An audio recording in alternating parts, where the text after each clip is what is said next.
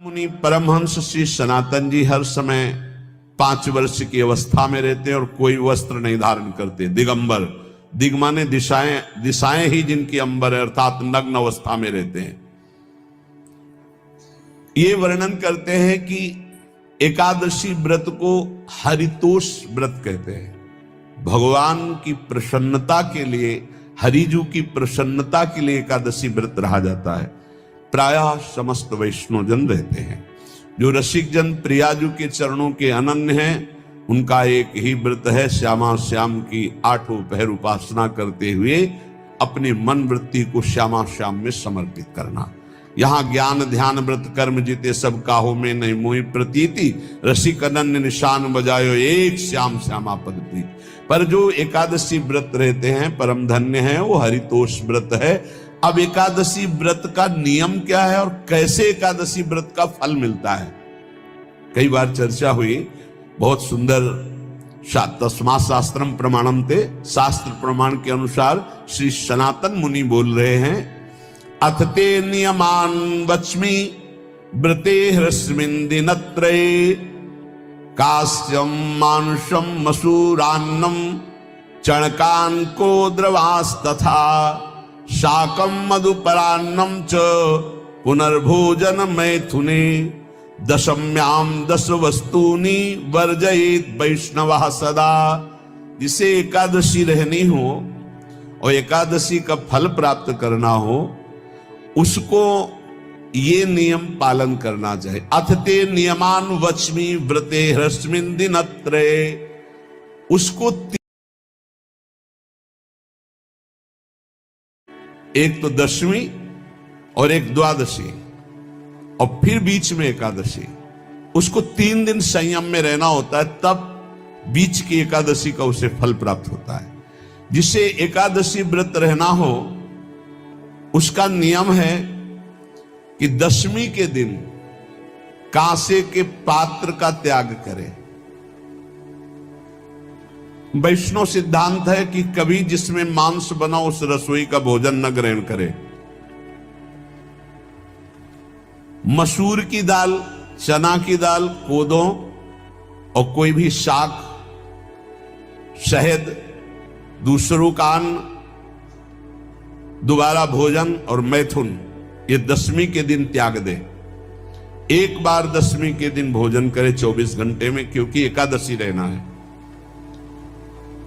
कांसे का पात्र, जिस रसोई में मांस बना उसके भोजन का त्याग, मसूर की दाल, चना, कोदो, शाक, मधु अर्थात शहद और दूसरे के द्वारा दिया हुआ भोजन और दोबारा भोजन और मैथुन क्रिया, इनका दशमी के दिन कभी भी प्रयोग ना करें।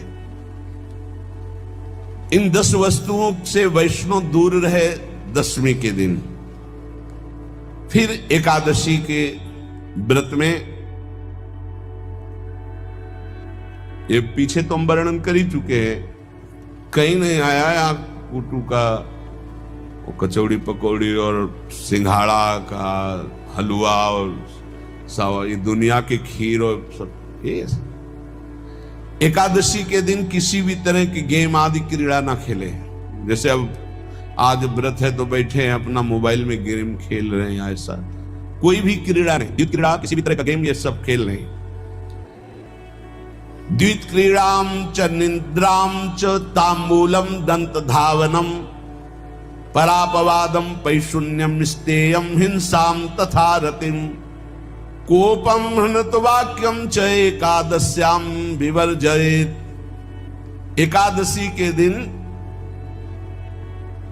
उपासक को चाहिए कि वो किसी भी तरह की क्रीड़ा, मनोरंजन बिल्कुल नहीं। चनिद्राम, नींद नहीं लेनी उसको, न दिन में न रात में, एकादशी व्रत। और प्रायः पुराने महापुरुषों ने ऐसा किया है। रामदास जी डाकोर के रात में जाते थे, रणछोड़ भगवान के यहाँ कीर्तन करते थे जाकर, तभी तो भगवान उनके कीर्तन पर, उनकी भक्ति पर रीझ कर गाड़ी में बैठकर उनके साथ आए थे। पूरी रात जगकर कीर्तन करना, और दिन में तो सोना ही निषेध है। द्वित क्रीड़ाम च निद्राम च तांबूलम, पान खाना निषेध है एकादशी को, बिल्कुल नहीं, जो व्रत रह रहे हैं। और दंत धावनम, वृक्ष से तोड़कर जो दतून की जाती है एकादशी के दिन नहीं। परापवादम, दूसरे की निंदा करना, चर्चा करना नहीं, अर्थात अधिकतर मौन व्रत धारण करे एकादशी के दिन। पैशून्यम, चुगली करना। स्तेयम, कोई चोरी करना। हिंसाम, वाणी से, शरीर से, मन से किसी को दुख पहुंचाना। रतिम, अर्थात भोग करना, मैथुन करना। कोपम, किसी के ऊपर गुस्सा करना। अनत वाक्यम, झूठ बोलना। एकादश्याम विवर्जयेत, एकादशी के दिन ये नहीं करना चाहिए। एकादशी को एक बार कुछ फलाहार शुद्ध, अगर आपके पास कोई व्यवस्था नहीं तो थोड़ा दूध है, जल है, ऐसे आप लेकर, या थोड़ा सा फल ले लिया, थोड़ा सा फल लेकर के प्राण पोषण, एक दिन में मर नहीं जाओगे। कितने तो निर्जला एकादशी रहते हैं, हर एकादशी निर्जला। पूज्य श्री मथुरा दास जी निर्जला ही रहते थे हर एकादशी। चलो भैया, आपकी सामर्थ्य नहीं तो जल 2-4 बार ले लो, एक बार थोड़ा सा दूध और फल ले लो, चल जाएगा काम, प्राणों का पोषण हो जाएगा। ये आचरण न करे और एक बार कुछ आहार ले ले, वो भी शुद्ध भगवद अर्पित प्रसाद। फिर द्वादशी को काश्यम मांसम सुराम क्षौद्रम तैलम वितथ भाषणम व्यायामम च प्रवासम च पुनर्भोजन मैथुने अस्पृश्य स्पर्श मासूरे द्वादश्याम द्वादश त्यजेत। कांस के पात्र में द्वादशी को भी भोजन न पावे। जिस रसोई में मांस बनाओ उसमें आहार न ले। किसी भी तरह का नशा द्वादशी को न करे। शहद न पाए, तेल के बने पदार्थ न पाए, मिथ्या भाषण न करे और बहुत शरीर का व्यायाम न करे, बहुत थकावट वाले कार्य न करे। दोबारा भोजन न करे, एक बार द्वादशी को भी भोजन पवित्र। मैथुन न करे, जिसका स्पर्श नहीं किया जाता ऐसे पदार्थों का स्पर्श न करे, और मसूर की दाल न खाए। द्वादशी को जो इन नियमों का पालन करता है, दशमी द्वादशी ऐसे और एकादशी ऐसे, तब उसे एकादशी व्रत का फल प्राप्त होता है। जो इस पद्धति से एकादशी, ये जो मनमानी है सब नहीं, हर पदार्थ मिल जाएगा आपको फलाहार में। हर पदार्थ हमको बताया गया कि आपको जो चाहो वो सब पदार्थ फलाहार का। अरे भाई, हरितोष व्रत है तो हरि प्रसन्नता के लिए एक दिन भूखे रहने बहुत आनंद आता है। पहले भगवत कृपा से ऐसी गंगा जल पी करके कुछ दिन, फिर कभी कभी निर्जला एकादशी का भी आनंद। बड़े संन्यास मार्ग में थे तो बड़े संयम से सब शास्त्रीय पद्धतियों का निर्वाह होता था।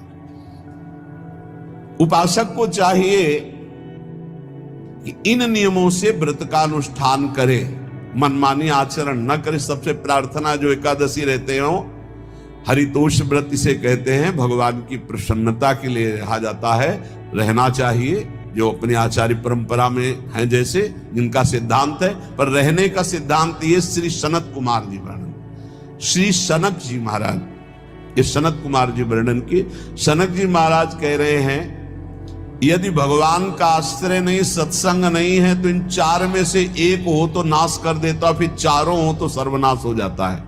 यौवनम धन संपत्ति प्रभुत्व विवेकता एकैपमप्यनर्थाय किमु यत्र चतुष्टयम। यदि सत्संग नहीं है, यदि भगवद आश्रय नहीं है, और खूब धन हो, जवान अवस्था हो, और बढ़िया पद मिला हो, प्रभुत्व चलता हो, और अज्ञान हो, फिर क्या कह रहा है? बोले ये चारों जहां मौजूद होते हैं वहां सर्वनाश का खेल शुरू हो जाता है। अगर इनमें से एक हो तो सर्वनाश करने में पर्याप्त है, और अगर चारों हो तो फिर क्या कहना है। यौवनम, जवान हो, धन